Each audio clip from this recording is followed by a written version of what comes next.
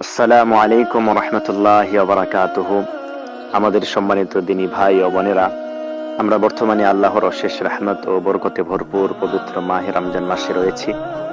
আর আল্লাহর ফজল ও কারমে, তার দয়ায় এই উক্ত মাসকে সুস্বাস্থ্যে অতিবাহিত করছি। এই মাস রহমতের মাস, এই মাস মাগফিরাতের মাস, এই মাস নাজাতের মাস।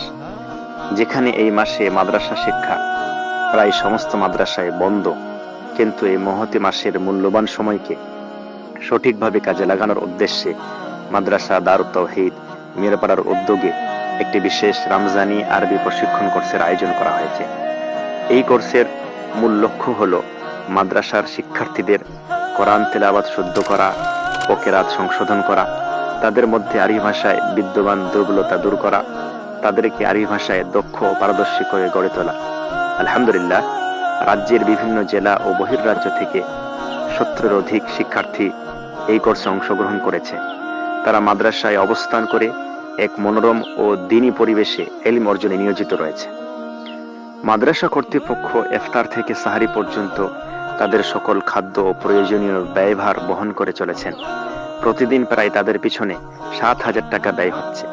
নিঃসন্দেহে গ্রামবাসীর এবং মাদ্রাসার কর্তৃপক্ষের এটি অত্যন্ত প্রশংসনীয় এবং সওয়াবের কাজ। আল্লাহ রাব্বুল আলামিন তাদের উত্তম প্রতিদান দান করুন। তবে সারা বছর মাদ্রাসা পরিচালনা করে, মাদ্রাসা চালিয়ে এই মাসে এই অতিরিক্ত ব্যয়ভার সীমিত আয়ের মধ্যে বহন করা মাদ্রাসার পক্ষে অত্যন্ত কষ্টসাধ্য হয়ে পড়েছে।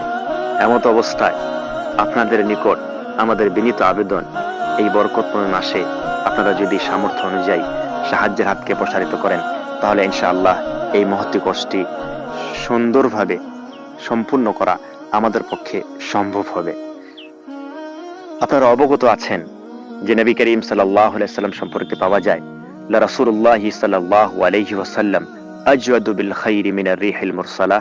যে নবী করিম সাল্লাল্লাহু আলাইহি ওয়াসাল্লাম এই রমজান মাসে এত বেশি দান করতেন যে সেটা প্রবাহিত হাওয়ার থেকেও বেশি হতো।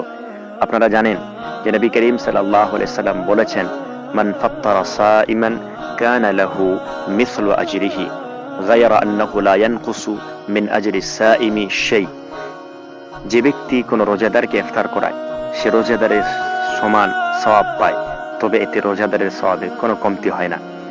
আসুন নবী করিম সাল্লাল্লাহু আলাইহি সাল্লামের এই কথার প্রতি লক্ষ্য রেখে তার ফজিলত অর্জনের উদ্দেশ্যে আমরা প্রত্যেকেই এক এক দিন করে তাদের ইফতারের দায়িত্ব গ্রহণ করি। যদি এক একজনের পক্ষে একা সম্ভব না হয়, তবে 2-3 জন মিলে তাদের ইফতারের ব্যবস্থা করি।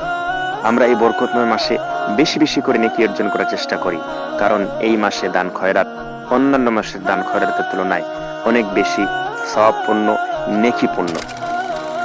আমরা মনে করি দান সদকার অনেক মাধ্যম রয়েছে, তবে তার মধ্যে যেটা অন্যতম মাধ্যম সেটা হলো সাদকায়ে জারিয়া।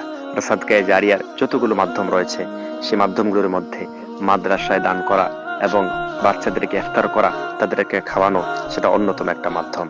আসুন সকলে মিলে আমরা সওয়াবের এই সুযোগকে কাজে লাগাই।